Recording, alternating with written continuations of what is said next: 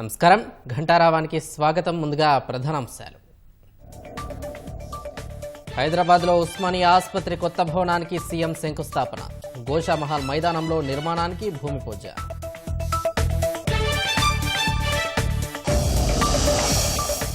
ఏడాదిలోనే కాంగ్రెస్ సర్కార్పై వ్యతిరేకత వచ్చిందన్న కేసీఆర్. ఫిబ్రవరిలో బహిరంగ సభ పెట్టి వైఫల్యాలను ఎండగడతామని ప్రకటన.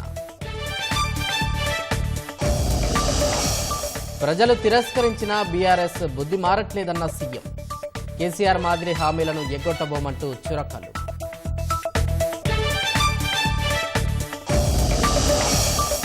అర్హులందరికీ రైతు భరోసా డబ్బులు జమ చేయాల్సిందేనన్న బీజేపీ. ఎన్నికల కోడ్ పేరిట ఆపితే సహించేది లేదన్న బండి సంజయ్. పార్టీ మారిన ఎమ్మెల్యేల అనర్హత వ్యవహారంపై సుప్రీంకోర్టులో విచారణ. ఎంత సమయం కావాలో స్పీకర్ను కనుక్కొని చెప్పాలన్న ధర్మాసనం. దేశాభివృద్ధికి 3 రెట్ల వేగంతో పనిచేస్తున్నామన్న రాష్ట్రపతి. ఏఐ రంగంలో భారత్ను ఆవిష్కరణల కేంద్రంగా మారుస్తామని వెల్లడి. 2025-26లో దేశ వృద్ధి రేటు 6.3 నుంచి 6.8% ఉంటుందన్న ఆర్థిక సర్వే. సంస్కరణలతో ప్రపంచంతో పోటీతత్వాన్ని పెంచుకోవాలని సూచనలు.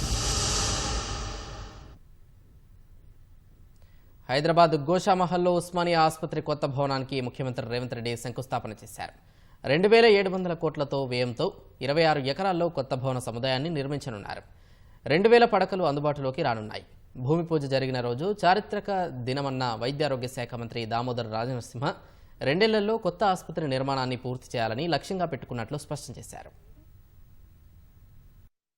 హైదరాబాద్ సహా రాష్ట్రంలోని పేద ప్రజలు దశాబ్దాలుగా ఎదురుచూస్తోన్న ఉస్మానియా ఆసుపత్రి నూతన భవన నిర్మాణానికి అంకురార్పణ జరిగింది. ముఖ్యమంత్రి రేవంత్ రెడ్డి ఆసుపత్రి కొత్త భవన సముదాయానికి భూమి పూజ చేశారు. ఉప ముఖ్యమంత్రి భట్టి విక్రమార్క సహా మంత్రులు దామోదర రాజనరసింహ, కోమటిరెడ్డి వెంకట్రెడ్డి, పొన్నం ప్రభాకర్ ఉన్నతాధికారులు హాజరయ్యారు. భూమి పూజ అనంతరం ముఖ్యమంత్రి రేవంత్ రెడ్డి ఉస్మానియా ఆసుపత్రి కొత్త భవన సముదాయానికి సంబంధించిన శిలాఫలకాన్ని ఆవిష్కరించారు.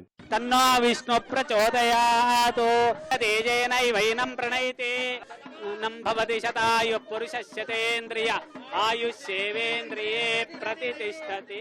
1919లో చివరి నిజాం మీర్ ఉస్మాన్ అలీఖాన్ ఉస్మానియా ఆసుపత్రిని కట్టించారు. ప్రస్తుతం ఉన్న ఆసుపత్రిలో 1096 పడకలున్నాయి. మొత్తం 22 విభాగాల్లో ఇక్కడ వైద్య సేవలు అందిస్తున్నారు. నిత్యం 2000 మందికి పైగా ఓపీ సేవలు పొందుతుంటారు. ఆసుపత్రి భవనం శిథిలావస్థకు చేరడం, బెడ్స్ కొరతను దృష్టిలో పెట్టుకుని నూతన భవనాన్ని నిర్మించాలని ప్రభుత్వం నిర్ణయించింది. అఫ్జల్ గంజ్ లో ప్రస్తుత భవనం ఉన్న చోటనే కొత్తది కట్టాలని భావించిన హెరిటేజ్ బిల్డింగ్ కావడం కోర్టు కేసు చిక్కులతో సాధ్యం కాలేదు. ఈ నేపథ్యంలో గోషామహల్ పోలీస్ మైదానానికి చెందిన 26.3 ఎకరాల్లో 32 లక్షల చదరపడుగుల విస్తీర్ణంలో కొత్త ఆసుపత్రి నిర్మించాలని ప్రభుత్వం తలపెట్టింది. నూతన ఆసుపత్రి నిర్మాణానికి 2700 కోట్ల వరకు ఖర్చవుతుందని వైద్యారోగ్య శాఖ మంత్రి దామోదర రాజనరసింహ తెలిపారు. ఆసుపత్రి కొత్త భవనంలో 2000 పడకలు అందుబాటులోకి వస్తాయని, 30 విభాగాల్లో వైద్య సేవలు అందిస్తాయని వివరించారు. దశాబ్దాల కళ నెరవేరేందుకు తొలి అడుగు పడటం పట్ల దామోదర రాజనరసింహ హర్షం వ్యక్తం చేశారు. This is the most happiest moment. Historic day. ఓ కళ ఉండే, గత 30 సంవత్సరాల కళ. మాకు కొత్త ఉస్మానియా ఆసుపత్రి కావాలి అని చెప్పేసి. Mortuary, Dharamshala, hostel buildings, class room, everything together it is about, the cost is about 2700 crores. The plinth area I have already mentioned, it is 32 lakhs and above. Geriatric, palliative, rheumatology, emergency medicine, hospital administration, physiotherapy, transfusion medicine and genetics. కొత్తగా 8 డిపార్ట్మెంట్స్ని ఉస్మానియాకు సంబంధించిన అనుబంధ 9 హాస్పిటళ్ళు plus added 8 departments, అంటే ఓవరాల్గా 40 departments. రేపొద్దున ఏ treatment కావాలన్నా first we have to protect the brand Osmania.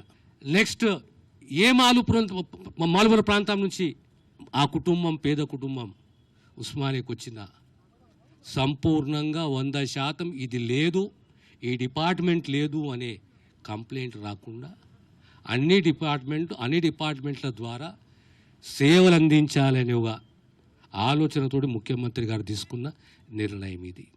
Osmania ఆసుపత్రి నూతన భవనంలో ప్రతి విభాగానికి ఆపరేషన్ థియేటర్లు, పోస్ట్ ఆపరేటివ్ యూనిట్లు నిర్మించనున్నారు. రోబోటిక్ సర్జరీలు జరిగేలా సౌకర్యాలు కల్పించనున్నారు. అవయవ మార్పిడి కోసం అత్యాధునిక థియేటర్లు సిద్ధం చేయనున్నారు. 100 ఏళ్ల కాలానికి సేవలందించేందుకు వీలుగా ఆధునిక హంగులతో తీర్చిదిద్దనున్నారు. విశాలమైన రోడ్ కనెక్టివిటీ, ఎయిర్ అంబులెన్స్ సేవల కోసం హెలీప్యాడ్స్, అంతర్జాతీయ కాన్ఫరెన్స్ల నిర్వహణ కోసం సెమినార్ హాల్ ని నిర్మించనున్నారు. గోషామహల్లో ఆసుపత్రి నిర్మాణం వల్ల స్థానికులకు ఎలాంటి నష్టం లేకుండా జాగ్రత్తలు తీసుకుంటామని, వేలాది మందికి ఉపయోగపడే పనికి అంతా సహకరించాలని వైద్యారోగ్య శాఖ మంత్రి దామోదర రాజనరసింహ విజ్ఞప్తి చేశారు. ఇక్కడ ప్రజలకు, ప్రాంత ప్రజలకు కూడా ఇబ్బంది కాకూడదు.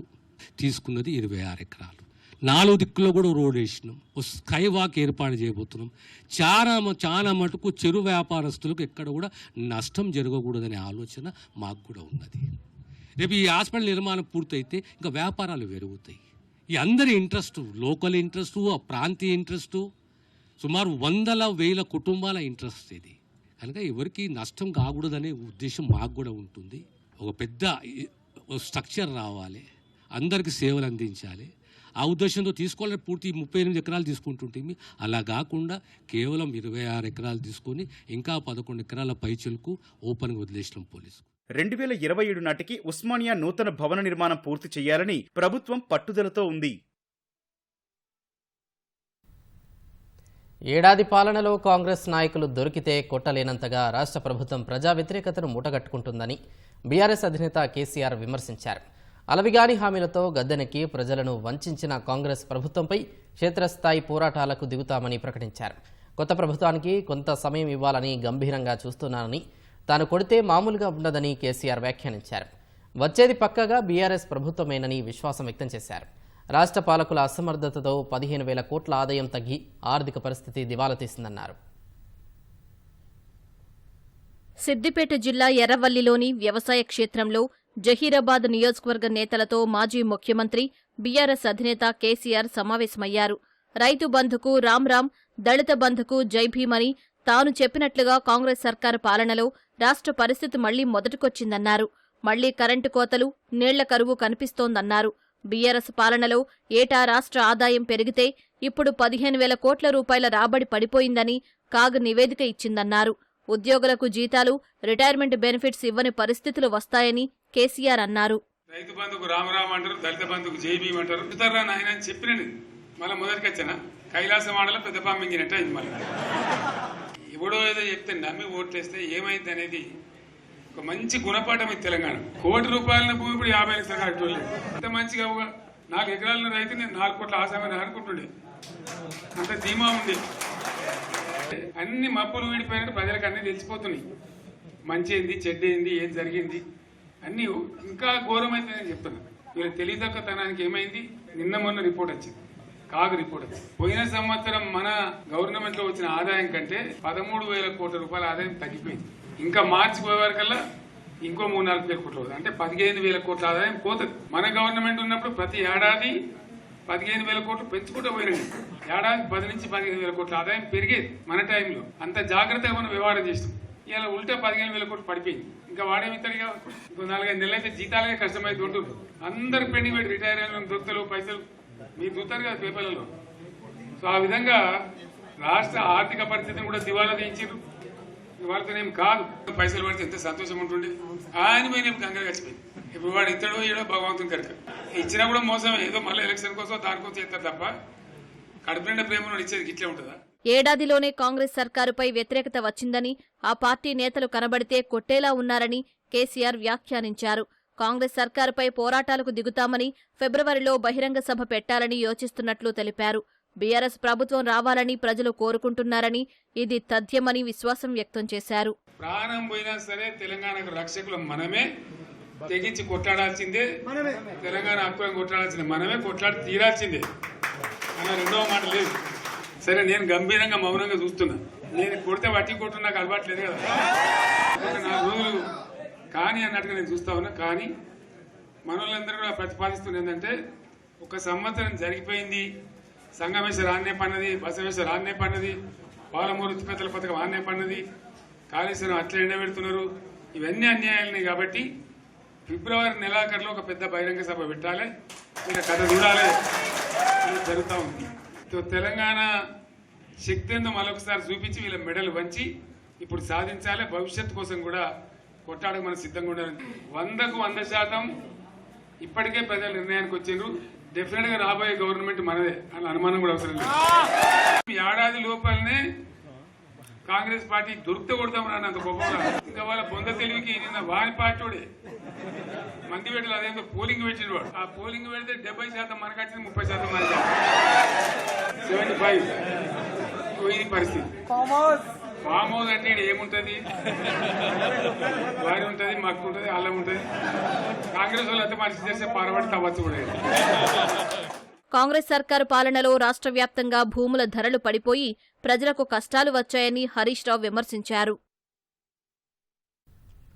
ఫామ్ హౌస్లో భజన పరులతో కూర్చొని పొంగనాలు కొట్టడం కాదని అసెంబ్లీకి వచ్చి చర్చించాలని కేసీఆర్కి సీఎం రేవంత్ రెడ్డి సవాల్ విసిరారు. రైతు రుణమాఫీ చేశామని, రైతు భరోసా, ఇందిరమ్మ, ఆత్మీయ భరోసా ఇచ్చి తీరుతామని కేసీఆర్లా మాట ఇచ్చి తప్పబోమని తేల్చెప్పారు.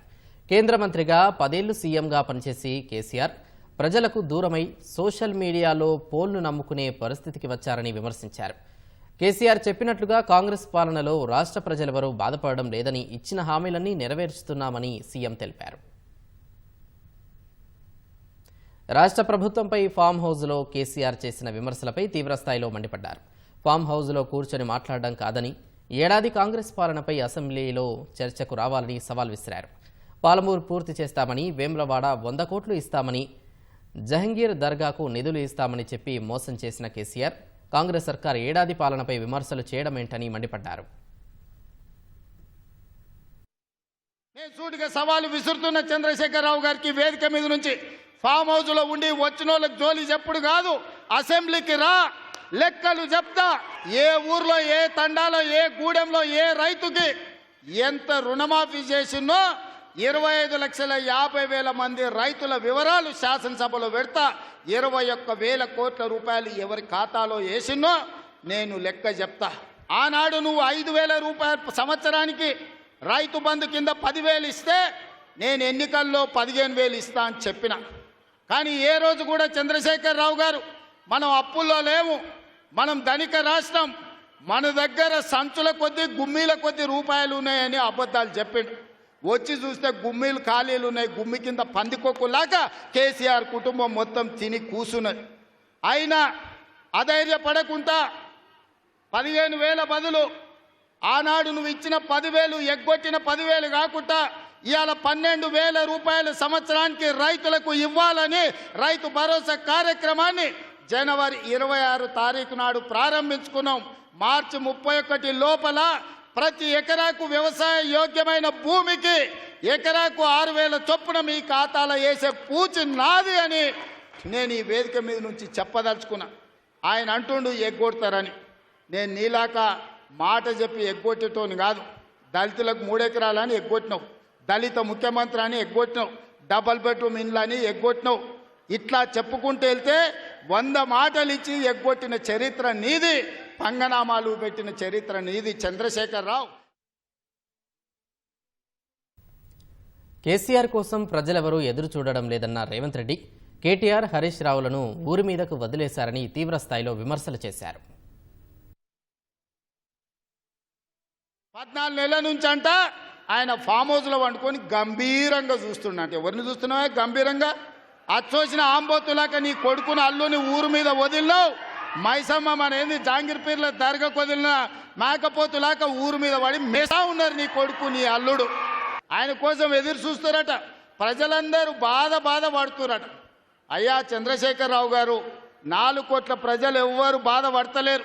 రైతులకు రైతు భరోసా వచ్చింది, రైతులకు రైతు రుణమాఫీ జరిగింది, విద్యార్థులకు ఫీజు రియంబర్స్మెంట్ ఇచ్చినాం, రాజీవ్ ఆరోగ్యశ్రీ 10 లక్షలకు పెంచినాం, పేదలకు ఇండ్లల్లా 200 యూనిట్లు ఉచిత కరెంట్ ఇచ్చినాం, ఆడబిడ్డలకు 500 రూపాయలకే సిలిండర్ ఇచ్చినాం.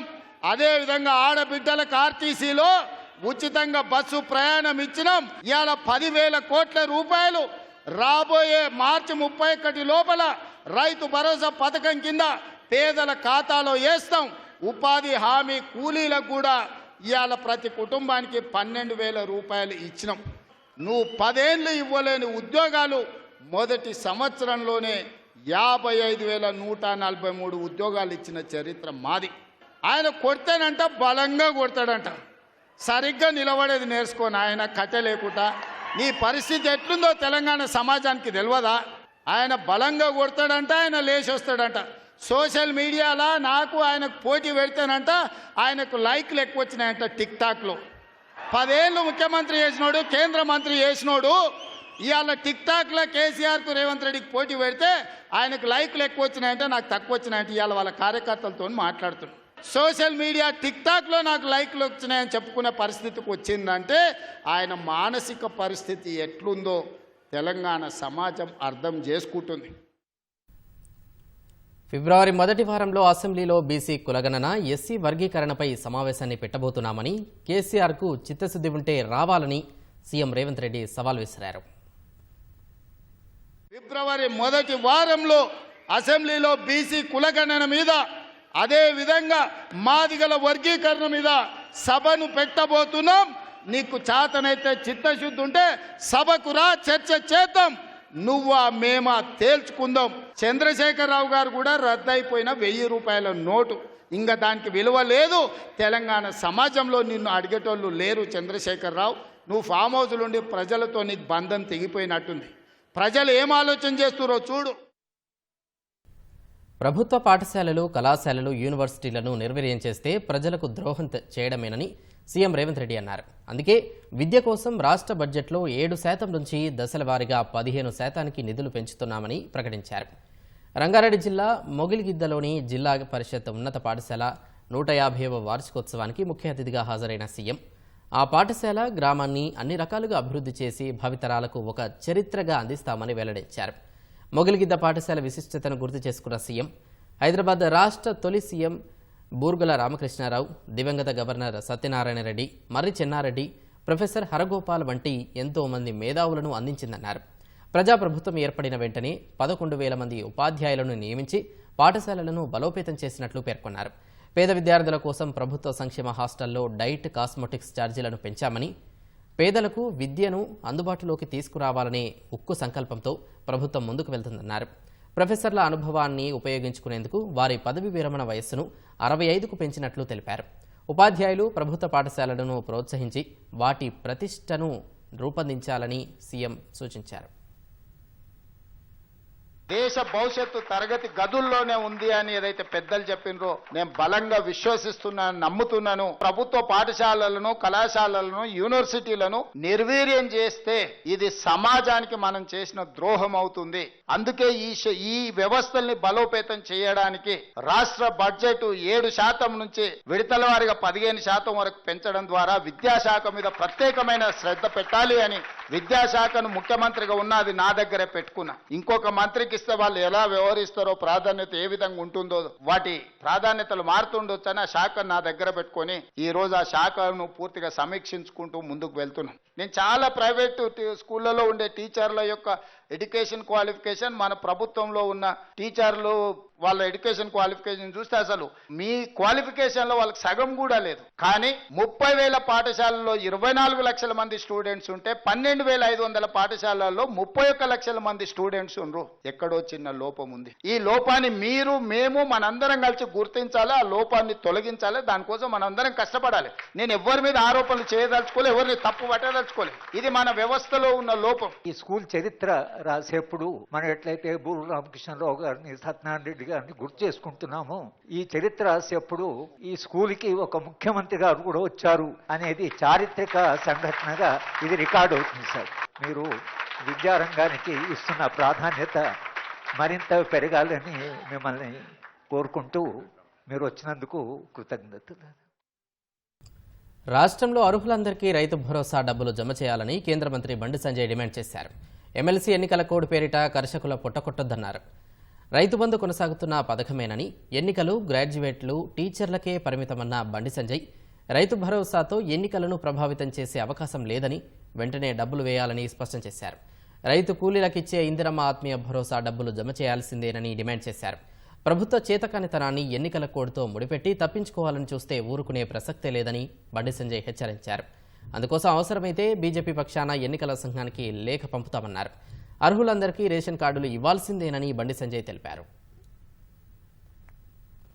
రాష్ట్రంలో పార్టీ మారిన ఎమ్మెల్యేల అనర్హత వ్యవహారంపై విచారణను సుప్రీంకోర్టు వారం రోజులకు వాయిదా వేసింది. ఈ మేరకు బీఆర్ఎస్ ఎమ్మెల్యే పాడి కౌశిక్ రెడ్డి దాఖలు చేసిన పిటిషన్పై justice B R Gavai, justice George మైస్లతో కూడిన ధర్మాసనం విచారణ జరిపింది. ఆ విచారణలో హైకోర్టు 4 నెలల్లో ఎమ్మెల్యేలపై నిర్ణయం తీసుకోవాలని గతేడాది మార్చిలో చెప్పినా స్పీకర్ ఇంకా నిర్ణయం తీసుకోలేదని కౌశిక్ రెడ్డి తరపు న్యాయవాది కోర్టుకు వివరించారు. ఈ దశలో ఇప్పటికే ఎమ్మెల్యేలకు నోటీసులు ఇచ్చామని అసెంబ్లీ కార్యదర్శి తరపు న్యాయవాది ముకుల్ రోహత్గి తెలిపారు. ఆ నోటీసులపై నిర్ణయం తీసుకోవడానికి స్పీకర్ ఎమ్మెల్యేలకు తగిన సమయం ఇవ్వాలని గతంలో సుప్రీంకోర్టు ఆదేశాలు ఇచ్చిందని గుర్తు చేశారు. ఆ దశలో జోక్యం చేసుకున్న కోర్టు ఎంత సమయం కావాలో స్పీకర్ను కనుక్కొని చెప్పాలని రోహత్గీకి సూచించిన కోర్టు తదుపరి విచారణ వారం రోజులకు వాయిదా వేసింది. అంత్యక్రియలకు డబ్బులు లేక తల్లి మృతదేహంతో 4 రోజులుగా కుమార్తెలు ఉంటున్న హృదయ విదారక ఘటన సికింద్రాబాద్ వారాసిగూడ పోలీస్ స్టేషన్ పరిధి బౌద్ధనగర్లో జరిగింది. ఓ అపార్ట్మెంట్లో లలిత తన 2 కుమార్తెలతో కలిసి నివాసం ఉంటుంది.